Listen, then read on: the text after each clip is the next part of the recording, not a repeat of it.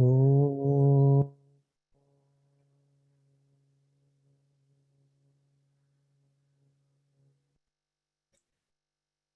Jnanatimirandasya Jnanam Janashalakaya Chakshurunmilitam Yena Tasmai Shri Gurave Namaha Namashrishtam Manumapi Satchiputram Atraswarupam Rupam Tasyagrajamurupurim Mathurim Gosavatim Radha Kundam Giriparam Maho Radhikamadhavasam Prapto Yasya Pratita Gripaya Shri Gurum Tamnatasmi Vancha Kalpatarubhyascha Kripa Sindhubhyaiva Patitanam Pavanebhyo Vaishnavibhyo Namo Namaha Nikhila Shruti Moli Ratnamaladiti Nirajita Padapankajanta Aji Mukta Gulerupashyamanam Paritashvam Harinam Samshrayami Anarpita Charim Chirat Karunaya Kaluham Shamarpaitamunnata Balarasam Savakti Shriyam Hari Purata Sundara Dyuti Kadamba Sandipita Sada Hridaye Khandaresh Purato Va Sachinandana Ajanulambita Bujjo Khanakavadato Sankirtanaika Pitaru Kamalaya Takshu Vishwambaro Dhyavaro Jugadharma Palu Vande Jagat Priyakaro Karunavataru Ladini Shakti Swarupai Gauranga Suridaya Cha Bhakta Shakti Pradhanaya Gadadhara Namastute He Krishna Karuna Sindhudina Bandho Jagatpate Gopesh Gopika Kanta Radha Kanta Namastute Radhe Vrindavanadishe Karunamrita Vahini Kripaya Nijapadabja Dasyanmayam Pradiyatam Bhaktya Vihina Aparadha Lakshay Kiptashtakamadittarangamadhe Kripamai Tvam Sharanam Prapalam Vrinde Namaste Charanarabindam Vrinde Namaste Charanarabindam Srila Gurudev ki jai Sriman Mahaprabhu ki jai Shri Harinam Sankirtan ki jai Gaur Bhakta Vrinda ki jai Gaur Pramanand Hari Hari Bol. So, pranam to all of you and good morning from Raleigh, North Carolina. I've arrived here yesterday. So here we are preparing ourselves for the Vyasa Puja of my Guru Maharaj tomorrow, Sri Gaur Purnim, day after tomorrow, and a whole series of activities here. So I hope to see some of you here physically or Zoomically. See you soon or see you Zoom, as we usually say. But before all these activities today, we wanted to share some brief further news, as you may know, in connection to the official, if you will, launching of my first book called Inherent or Inherited, Bhakti in the Jiva, according to Gaudiya Vedanta. Here, I would like to share some, here's a printed copy, the first one that actually will be given, first printed copy that will be given in hand to my Guru Maharaj as an offering, as a gift, birthday gift, Vyasa Puja offering tomorrow. So basically today we are officially launching the book, which is already available on Amazon for those who would like to obtain that. that will be available. I will share a link. Let me share with you on the chat here. I will share a link where you can get the book. And there it is. As you can see, there are 3 formats for the book. It will be hardcover, hardbound, paperback, and Kindle, electronic version for anyone who may like in that way. Of course, also I will having some copies here in North Carolina, wherever I will be going through this US tour the next 3 months and a half, eventually Europe and so on. So also that's an option, but well, the point is today is the official day of release of the book. And interestingly, of course, as you may know, some of you are connected now to the Spanish translation of this lecture. So you may be wondering what's the meaning of this meeting about the book that is in English. But the point is that we are also planning to have it translated into Spanish. It has already started. So let's see how much does it take, but maybe hopefully not that many months, and eventually we will share also the news of the Spanish version of this one. So for those who would like to see much more information about the content of the book or whatever, of course, we'll share something today, but I have already shared in detail some thoughts on www.bhaktiinthejiva.com. There we have shared some clips and some summary of each chapter and some reviews and endorsements and so on. So today, basically I wanted, as you may imagine, it's the first time in my whole life I'm writing a book. So it's the first time I'm launching a book. So whatever I'm doing in this particular meeting today is the first time ever, everything. So please bear with me. So I wanted to a little bit to share mostly my personal experience in going through the motions of writing a book, writing a first book, and writing a book on this topic in particular, and in connection with the different feedback that I have received during the whole period of writing it, which has been almost like 3 years or something, since the very inception, original seed conception, till the finished product, if you will. So somehow the notion came to me already like more than a year ago, when I was in the midst of writing the book, that to write a book, and I know I'm not being original at all with this, and I'm sure many writers, many authors have already expressed themselves in these terms, but to write a book is like to have a child. I'm sure many of you have already heard this. Of course, in my case, it may be a little bit more particular because I'm a Swami. So technically speaking, I cannot have biologically a child, but somehow I can. I have had. And so I'm now going through the experience of Vatsalya, literary Vatsalya, if you will, in connection with parenthood, but in connection to a work, to a book that has expressed itself through me, basically. So yeah, this is my first book, so there's so much learning, so many things I've learned in the process of writing it, that unless you really enter fully into the dynamics of writing a book, you cannot even glimpse all the implications that it entails. And implications I do not mean in a technical way only, but in so many aspects of personal growth and transformation and reconversion, if you will, in further depths of all that our tradition implies. So this idea came now. This is like a labor situation for me, with all the different stages that the birth of a child are included there. For example, first of all, I feel I went through the preconception.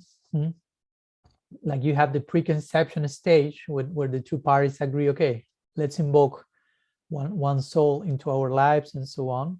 So in this case, for me, the preconception of this child, book child, was basically receiving the advice of the Vaishnavas to write a book on the basis of certain articles that I had already written,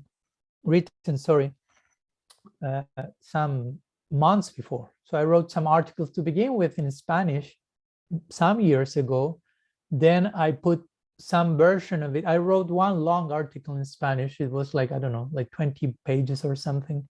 So then someone suggested you can make a series of articles in English based on that longer Spanish article. So I did that. And then came the advice to, you may do a book out of that.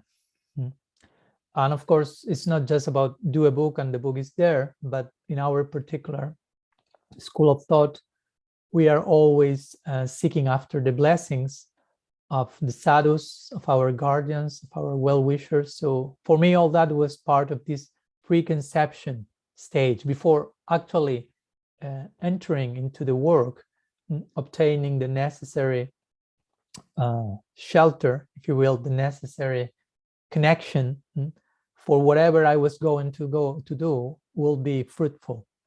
So that will be the preconception of the child, if you will. Of course, then comes the conception stage, which has to do with conceiving. Okay, I have a basis, I have certain articles I've already written, but I mean, you cannot just do copy paste from articles and now they're a book. I in a very naive way, I thought like that in the beginning.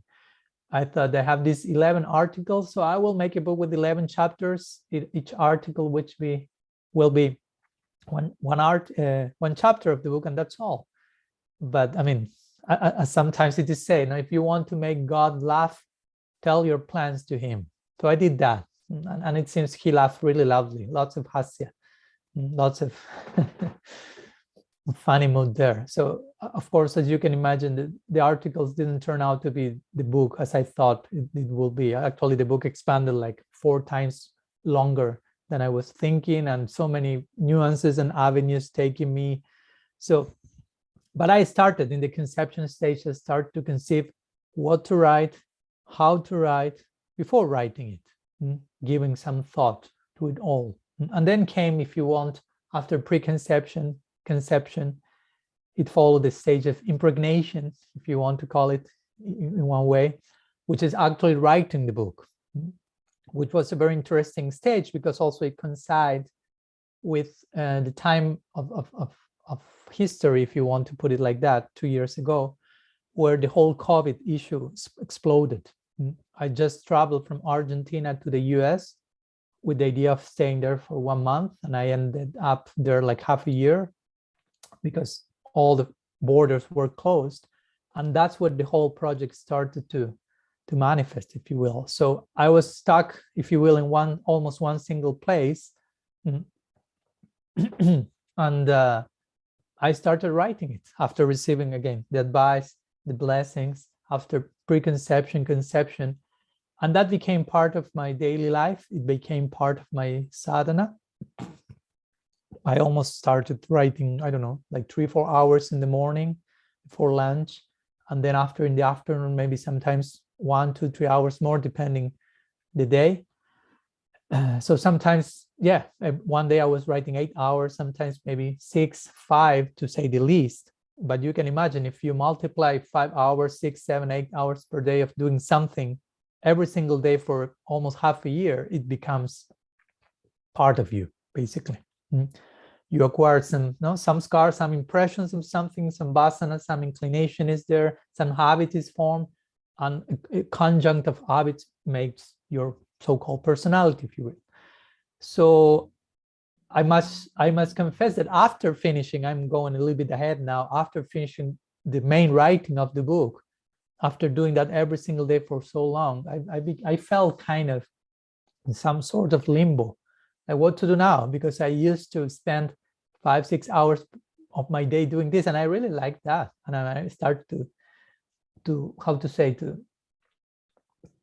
to connect artistically with that, in the sense of writing, of course, is a form of creation, and it's a way of expressing our Kriya Shakti, or our creative energy, as we have spoken in previous lectures.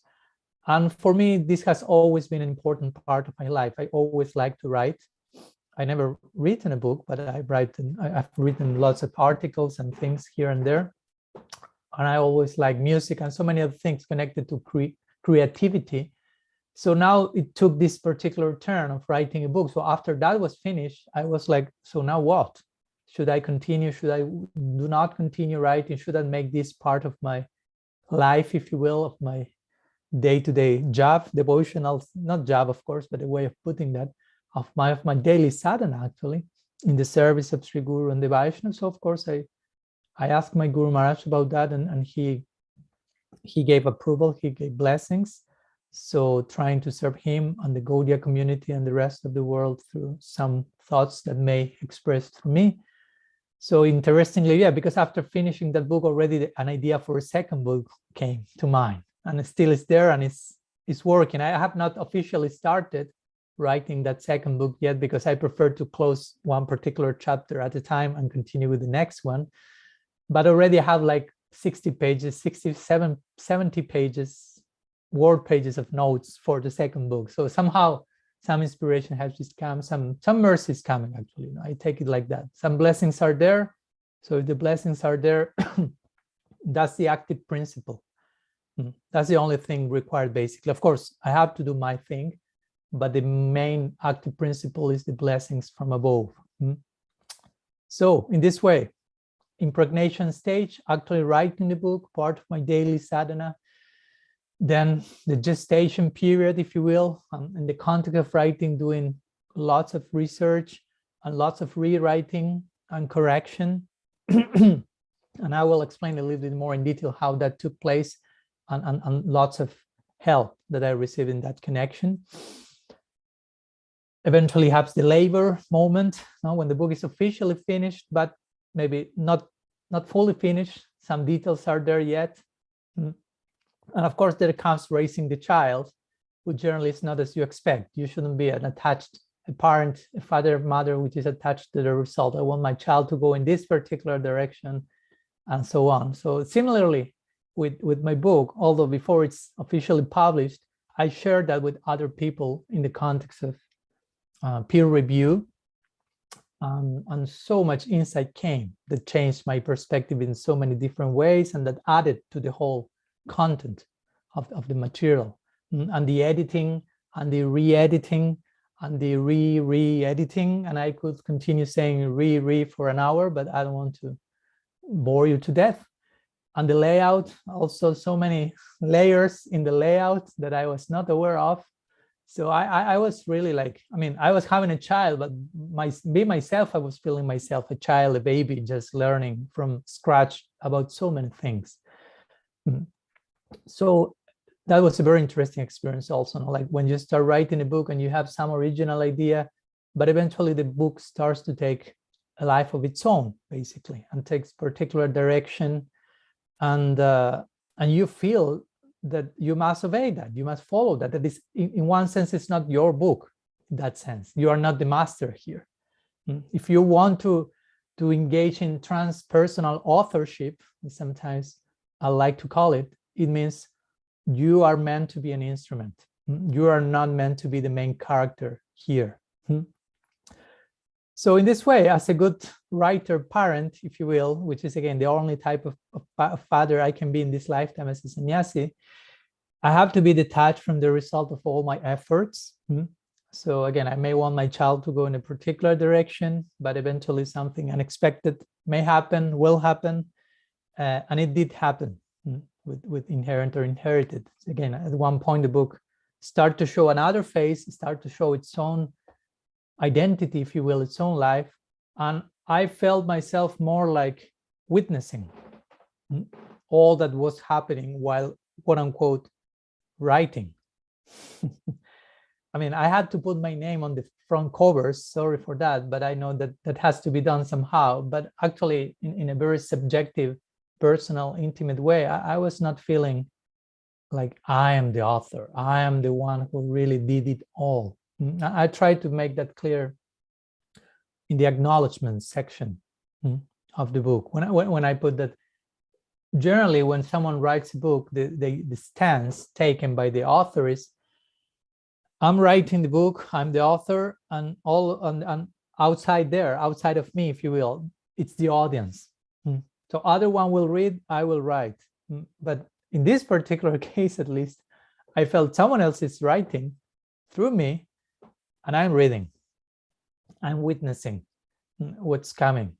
So I really take that as a great blessing because I consider that, at least for me, for someone as proud as me, to be the success that mercy is having on me. I mean, as we like to always speak, no, we pray so we can be defeated by the strength of grace. That's the whole implication in the kijai. And there's so many kijais that we invoke on a daily basis. Let grace defeat me, if you will, and only then I will be a victor, actually.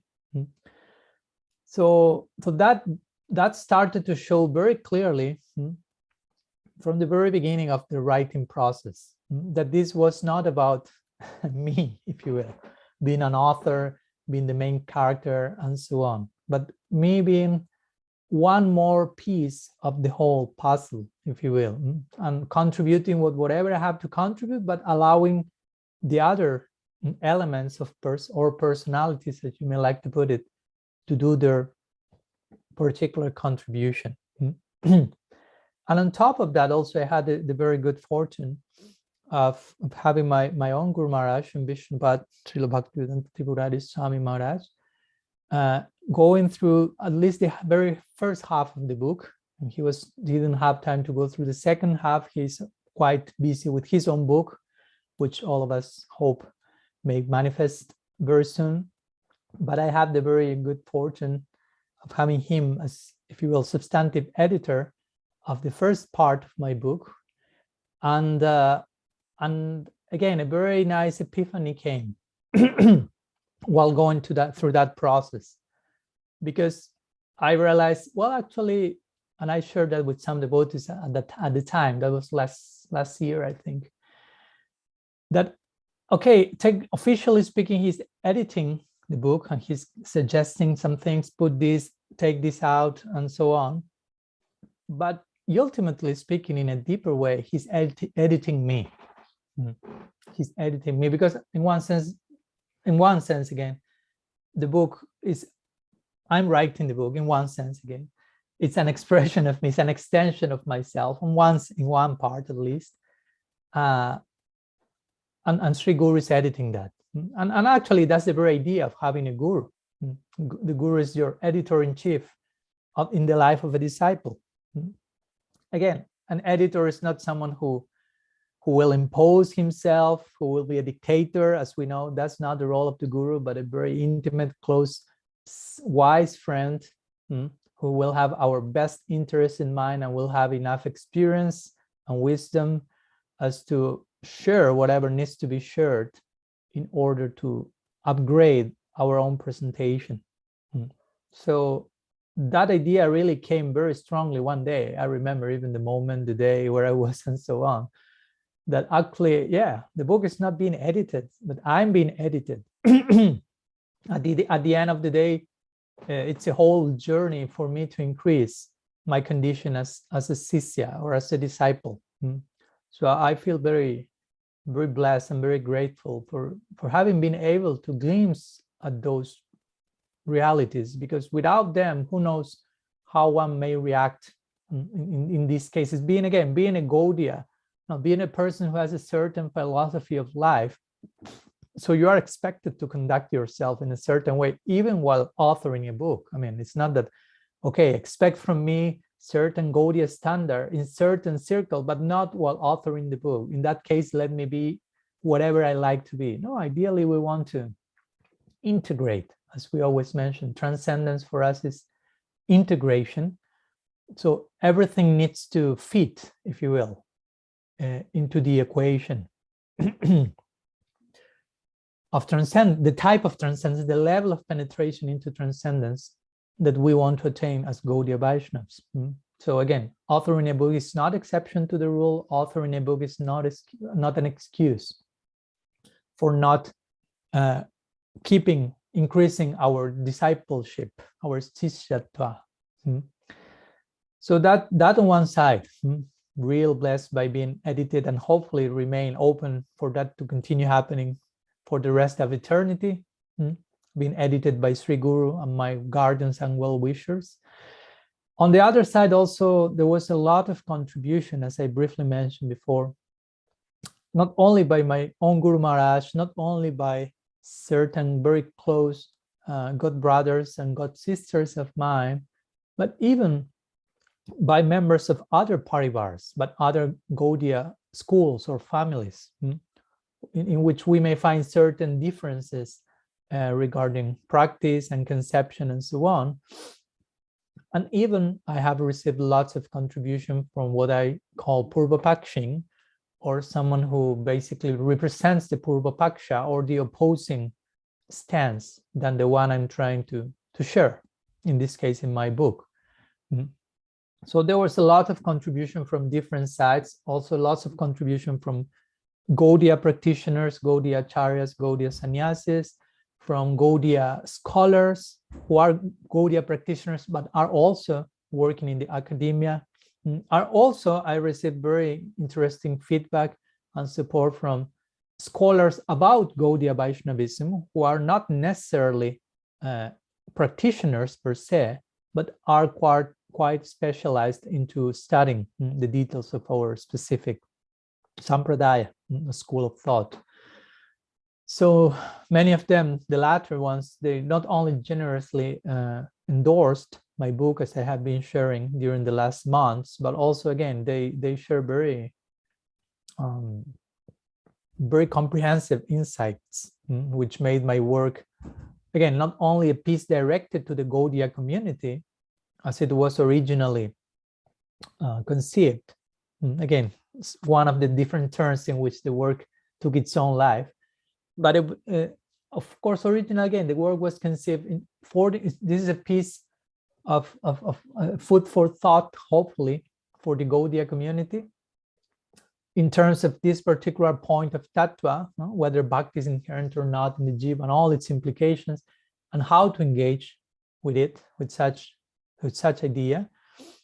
But eventually, again, due to the advice and support and from different scholars, the book ended up being a material that I think, and many scholars told me that was already happening, will help scholars studying our tradition to engage in further research about Gaudiya Vedanta, what Gaudiya Vedanta has to say in regards to this particular topic that my book is about. So, of course, I won't mention every single name of every single person that gave support here, because there will be no end to that. I try to do that in my book somehow or other in the acknowledgement section, but at least I would like to highlight a few names that gave some special contribution that I'm especially indebted to, with your permission. So, of course, apart from my Guru Maharaj, who already I mentioned what did he do in so many ways, to begin with, giving the initial blessings and continue blessing in the form of editing the book, editing my person, and so on. Also, I would like to pay some special homage to a very dear senior Vaishnav who recently passed away, who is Sriman Dulal Chandra Prabhu. He was basically the very first person who told me, after reading the articles on this topic, he suggested it would be good if you write a book about this. Again, after that, another devotee, Prabhupada Nuga Prabhu, also suggested that. But Dulal Chandra Prabhu was the one who initially suggested that. So in some way, this present book today is a little offering unto his feet. Although he's not physically present to participate in this meeting, I know somehow the offering will reach him wherever he is. And wherever he is, that's wherever we want to be. So I'm especially blessed to have a connection with such a personality in connection to my presentation as well. And apart from them, I would like to thank, among more than the 25 scholars that endorsed my book, a special gratitude goes to Srila Krishna Kshetra Maharaj, who very kindly agreed to write the preface to my book. Krishna Kshetra Maharaj is a disciple of Srila Prabhupada. He's an ISKCON sannyasi, guru, and a very well-renowned scholar as well, and a dear friend of my Guru Maharaj, and I consider him also a dear friend of mine as a senior friend, if you will, God uncle. So a special gratitude goes to him for agreeing to share some very nice words in the preface in the foreword, of the book. I said preface, the foreword.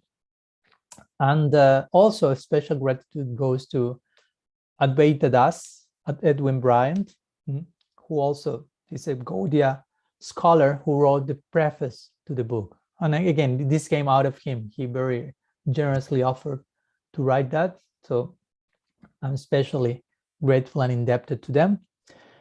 And also a special gratitude goes to Sriman Abhishek Ghosh, or Krishna Abhishek Prabhu. His secular scholarly name is Abhishek Ghosh, who is a Gaudiya Vaishnava, for disciple of Tamal Krishna Goswami, who also is in charge of the Institute for Vaishnava Studies, has worked quite closely with Satyaraj Prabhu in the Journal of Vaishnava Studies.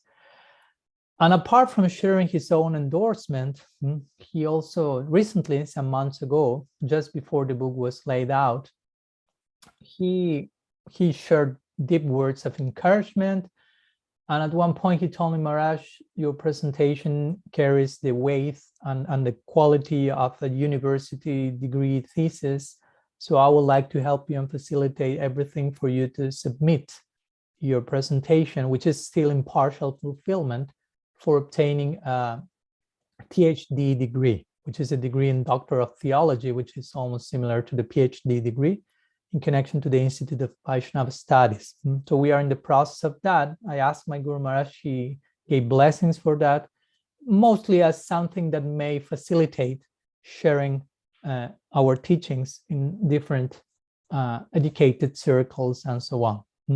So also some special gratitude goes to him, and of course to all of you. In conclusion, this was a group work. Again, I have to put my name somehow there, but as an author, but I would like to make you all part of this and to include everyone that's supported in so many ways here. So going through this experience of writing the book, I would like to share some brief words in that connection. Again, I've always liked to write from very early childhood, but it was not in my mind to write a book on this topic. I was starting to entertain the possibility of writing a book on another topic in a more introductory fashion, if you will, some years ago. But eventually, again, there was some other plan over there. And I was not properly conceiving how much growth was waiting there for me while engaging into the process of writing a book, and by thinking while you are writing. I mean, that's really demanding.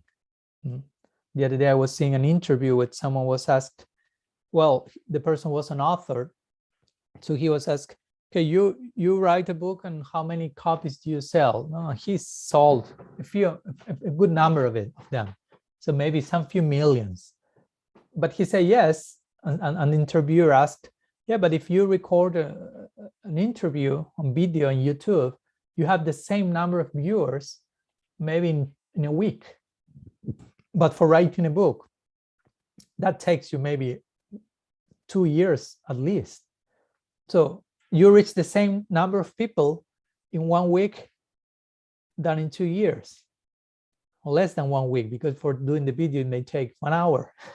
So 1 hour versus 2 years, same number of people addressed. So of course the implication there was, why the hell you are writing a book?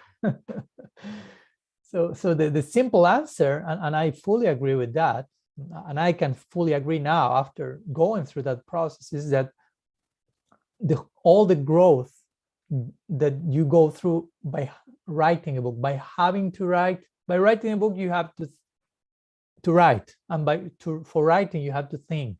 While you are speaking, for example, you have to think. While you are writing, you have to think. So especially if you have to write something that is not just like, I don't know, science fiction novel on a very superficial level or something like that, but you have to write something that it may be long and sophisticated and coherent at the same time. And it becomes longer and more sophisticated as the project unfolds, and it has to remain coherent in that context. So that demands more and more and more. But of course, necessity is the mother of invention, as they say. So in the context of in that situation, so many things come to support. So I went to that experience that when you are trying to write something that is complex topic, you have to think about, you have to remain coherent, it has to have breadth and depth and so on. Not only the book acquires those attributes, but you as an author become more complex, more articulate, and ideally deeper in personality. And again, with this, I'm not claiming this is my own merit or something like that, but a level of humility, as I've learned from my teachers, is to acknowledge that those things are possible and can happen and should happen in one's own life, but none of them are happening exclusively by one's own personal merit or effort, but so much gift is around us. We have to do our part for sure.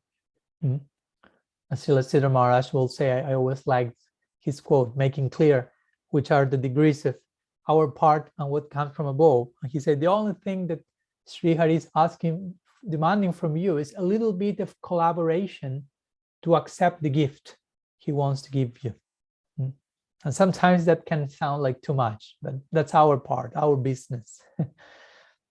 So in this way, by writing a book, I totally agree that if you really engage in the process, if you allow yourself to transmutate while doing that, you end up being more, again, complex, articulate personality, comprehensive, and you can, of course, render better service and present a bigger, deeper contribution. And again, that growth is not something selfish, that, okay, I obtained that, this is mine, this is for me. No, this is not mine, this is not my merit, and this is not only for me.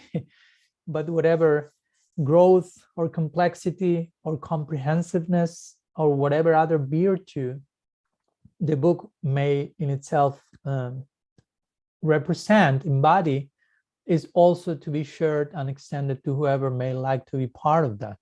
So the book in itself represents an invitation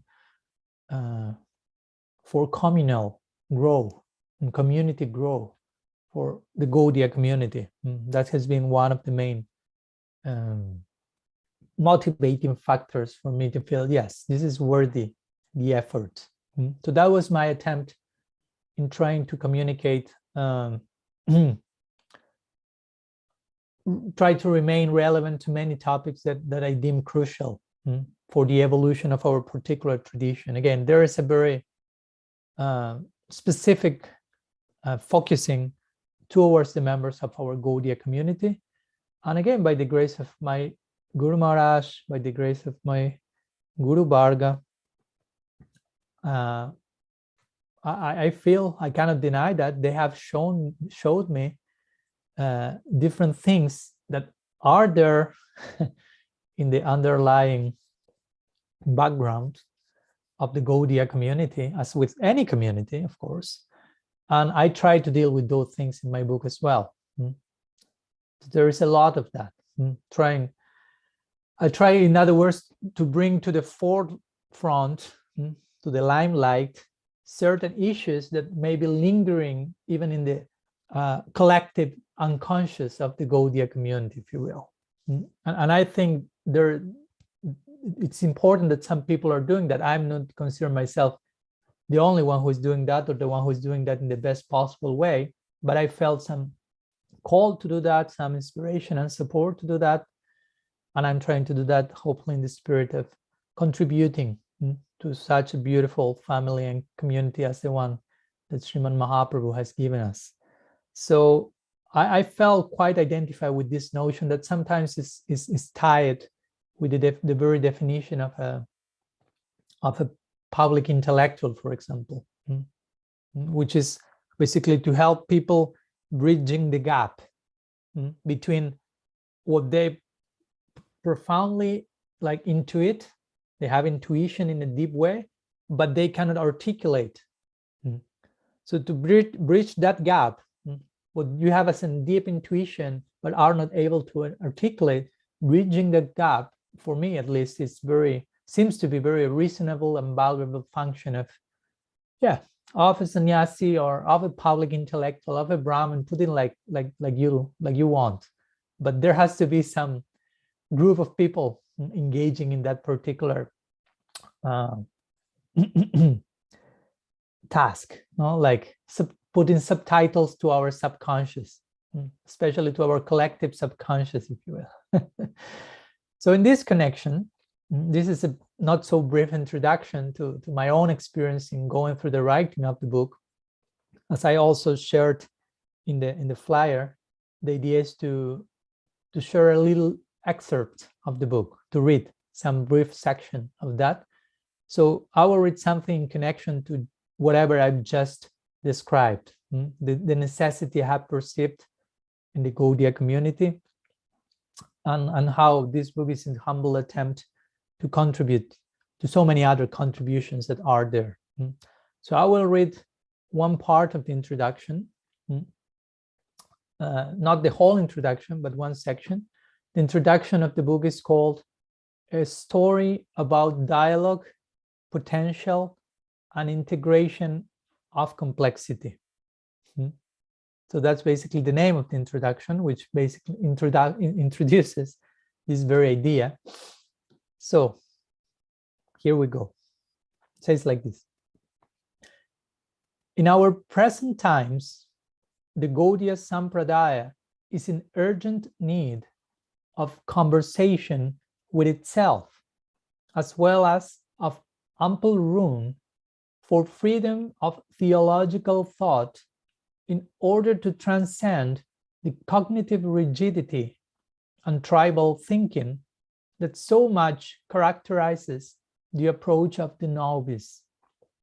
Such a dialogue calls for our deeply reflecting on the different stances and internal tensions coming from this and other issues, rather than simply caricaturing them and their advocates for the sake of polemics.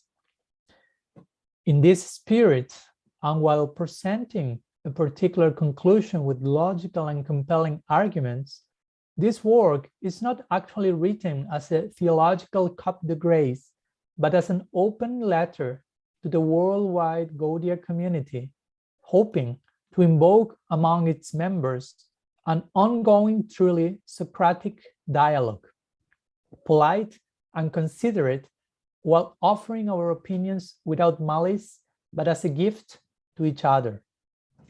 With that in mind, I have allowed controversy to nourish my own path, and trying to make my presentation as comprehensive as I could, I have not only included some of the main arguments against my conclusion, but also shared drafts of this work with many of those who I knew were of a different opinion.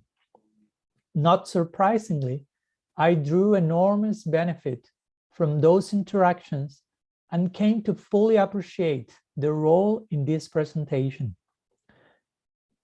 It is likely that this book contains a great many ideas that will take readers out of their comfort zone. But if we are to develop the aforementioned conversation with one another, we must then bear in mind that this is the very purpose of any real dialogue between people who wish to provide a real contribution to themselves and others. And this is especially so for those who are members of the Gaudiya Sampradaya, a school of thought that distinguishes itself by its liveliness, breadth, and depth, fearlessness in venturing into the nuanced possibilities of revelation. That said, unless and until we are duly introduced into the realm of paradox and gain some universal grounding in such gray areas, we will not be able to ascertain the specific esoteric details of our ultimate goal in eternity, a world full of conundrums, but full of harmony at the same time. In other words, unless we learn to accommodate all the non-integrated complexity that is still lingering and being perceived as an enemy due to narrow-mindedness and lack of insight, greater inclusivity will not be attained, and thus we will lack the necessary hosting capacity in relation to the highest prospect of spiritual exclusivity that is found in a place such as Braj, the land of love divine and final converging point of the Gaudiya Sampradaya.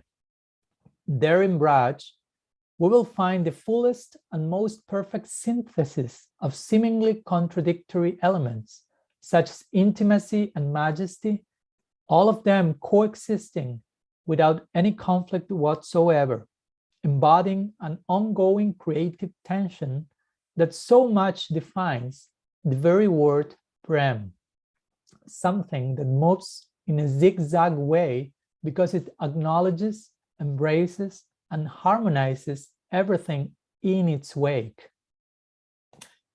In this way, the pilgrim's progress needs to be accomplished from the vantage point of integrated complexity. A new coherence is to be found, a unified field inclusive of all possible paradoxes which may result in our ultimate potential expressing itself in the convergence point of Krishna Lila, which is the most consummate form of innocence and a final return to simplicity after having learned from all the inevitable complexity. This bucolic Lila of Braj is pregnant with paradox and unknown features that are decrypted on a daily basis, even by its own inhabitants, and the process for such a sacred consummation is known as Bhakti, which has been termed not only the king of all knowledge, but also and especially the king of all that is secret. Krishna Lila is a highly complex theological reality, and if we are to enter it at all unencumbered by sentimentality and imitation of any type, we must learn to integrate the complexity of Tattva and Siddhanta, which will naturally take us to the simplicity, or more accurately, the full integrated complexity of Bhava and Lila. Although this book may admittedly be philosophically dense and theologically serpentine, such features represent only some of the many complexities that we find ourselves needing to attend to on a regular basis, both as individuals and as a community. This particular approach, designed to take us out of our comfort zone, may even be perceived by some as suffering. Yet, any necessary discomfort that is pursued for a higher purpose will eventually transmute into power. And experiences like this have been unanimously confirmed to be the crucial point when actual learning unfolds. I must honestly convey that ultimately, this book is not so much about Bhakti being inborn in the Jiva or received from outside as it is about developing a truly wholesome attitude regarding revelation, one which is most conducive to allowing our ultimate entrance into the realm of Krishna Lila. I therefore offer the present work as food for thought for the Gaur Parivar, the family of Sriman Mahaprabhu, attempting not only to create some invigorating integration, but also to provide a meaningful sense of unity between its members in the context of a common sense of sambandha. Although we may have some differences in our embrace of both avidheya and prayojan, there should be no difference in terms of sambandha. Sambandha has to be singular if it is to allow the equally necessary plurality of approach and prospect in the Gaudiya landscape.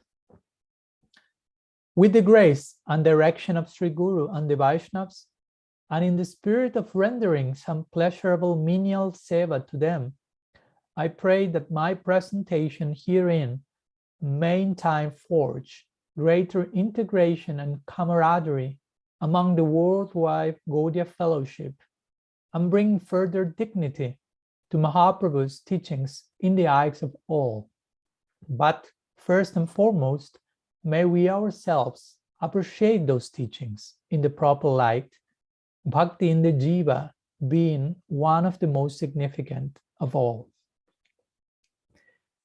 So that's an excerpt from the introduction to the book, a story about dialogue, potential, and integration of complexity.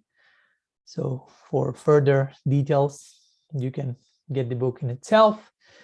And regarding the rest of the book, of course, I won't go into the details of each single chapter. I have already done so, given some summary of each chapter of the book by recording some clips that are in my YouTube channel.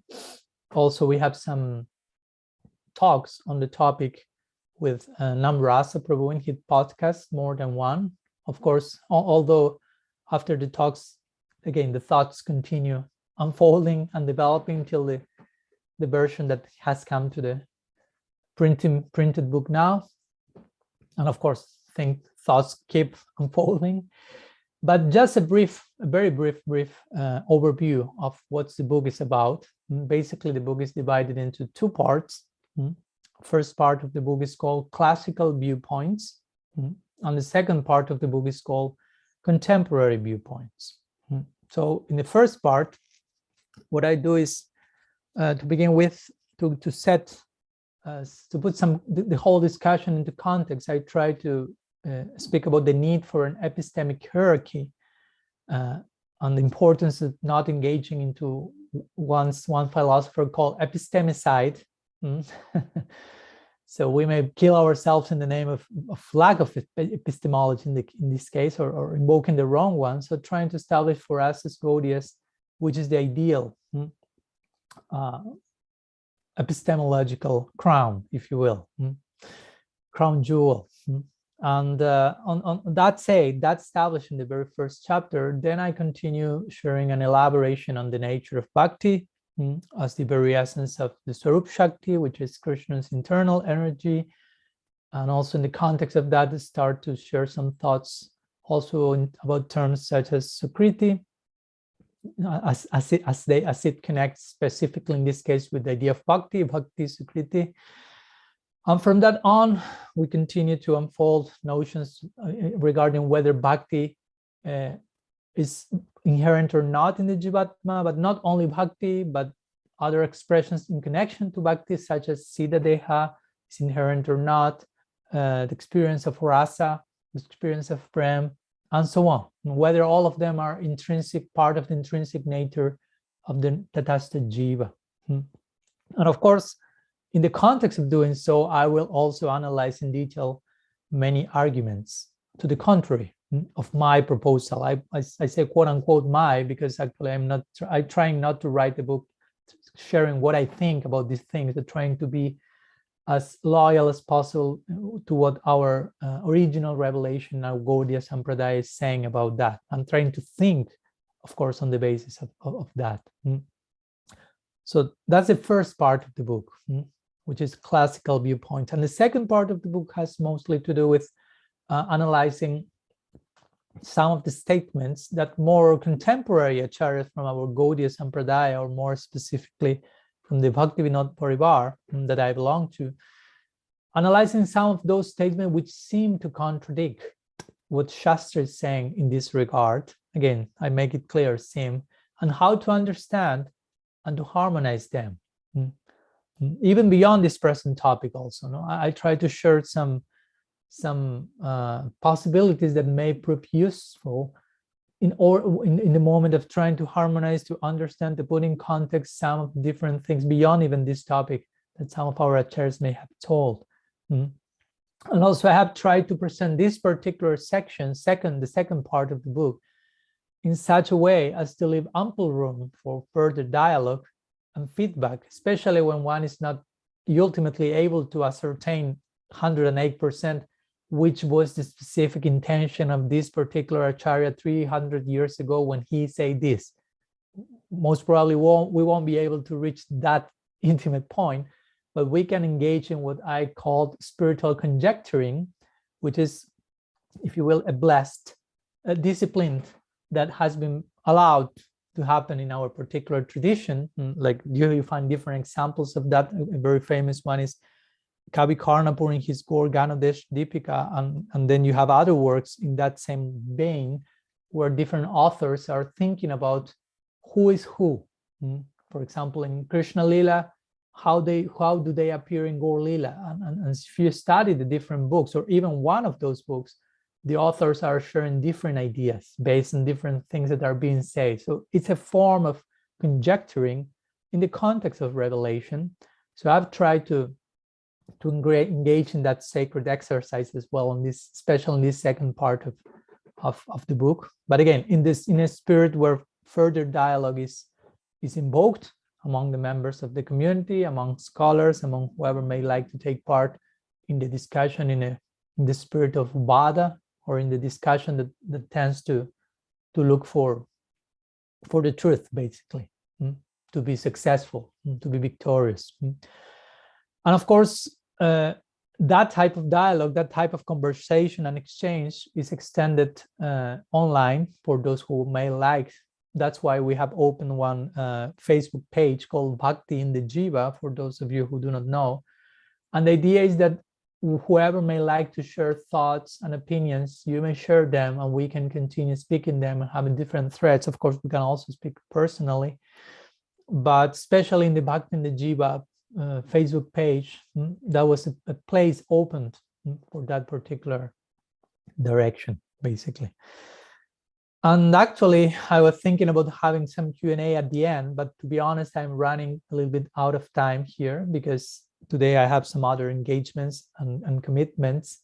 So I will extend the invitation for Q&A, whatever questions you may have, whatever thoughts you may like to share, again, on a personal level, if we see each other in the following weeks or months, or in the Bhakti in the Jiva Facebook site.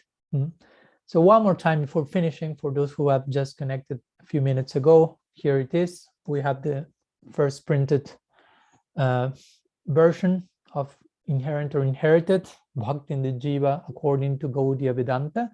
So it is ready starting from today in Amazon, in soft bound, hardbound paperback, in electronic and Kindle format. I've shared the link in the chat here in Zoom, and I also shared the link in the YouTube streaming, so you can find it there. I will share that later also in my remaining social media, Facebook and so on.